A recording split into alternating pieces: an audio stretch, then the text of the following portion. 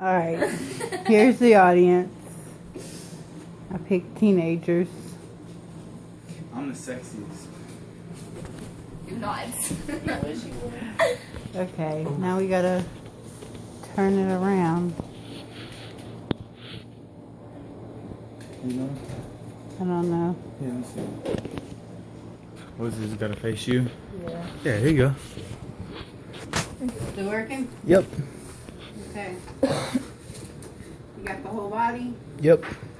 Okay.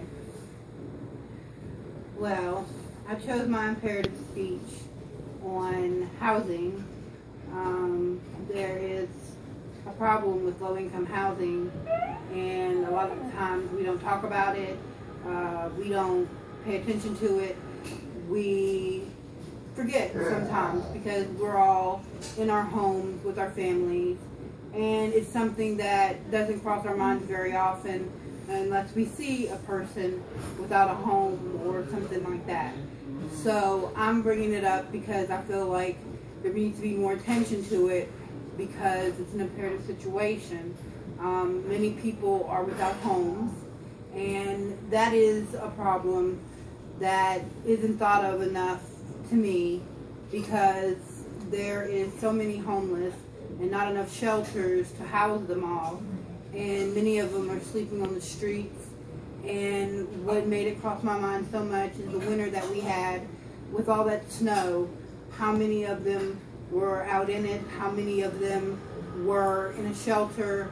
How many had to take refuge in an abandoned building?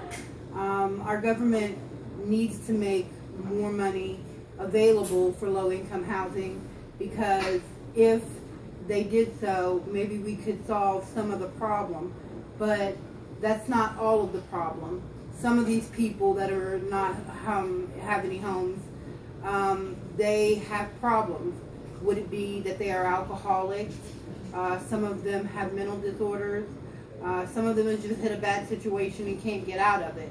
I don't speak on the subject lightly or because it's something that, you know, is in the news. I speak on it because at one point in my time, well, a lot in my past, I have been homeless and had to live in shelters and had to go by their rules. And in a homeless shelter, it's not as easy as many people think. They think, well, you're appreciative of the place that you're in, which when we were there, we were appreciative of having a home. But you follow their rules, you eat when they tell you to, you sleep when they tell you to. It's a very hard and awkward situation.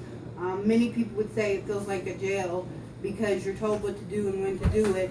And it's hard. It's hard to be in that situation. It's hard to talk about it sometimes. But I chose to tell it because I figured if people knew that they're speaking to someone who isn't speaking on the situation without any knowledge of it. I would not want anybody to think that I don't have knowledge of it. I do, personal knowledge. And now I've made it to a point where I'm in a home, and I'm a lucky one. But there's still so many people out there who wish they had a home or somewhere to go to call their own, and they don't. When I went through being homeless, it was a hard situation. My kids had to go through a hard situation.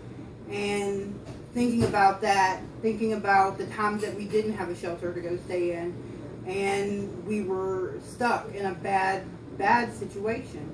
That's the best that I can describe it. But if we could get more funding for more low-income housing so that we can help those on the streets that are there now with their problem of being homeless, it's a possibility that we can end some of the problem. I don't think we'll ever be able to fully cure the problem of homelessness because that's an impossible task. There's so many of them. In the big cities, there's more people than here. And here we only have one shelter available. In the big cities, there's more, and it's still not enough rooms for everybody. And those who don't get a room are stuck being in the outside. So we hope to figure out a way to do something about that so that we can possibly end the situation. So we need to start finding ways to get our government or our congressmen to hear us. We need to speak out about this.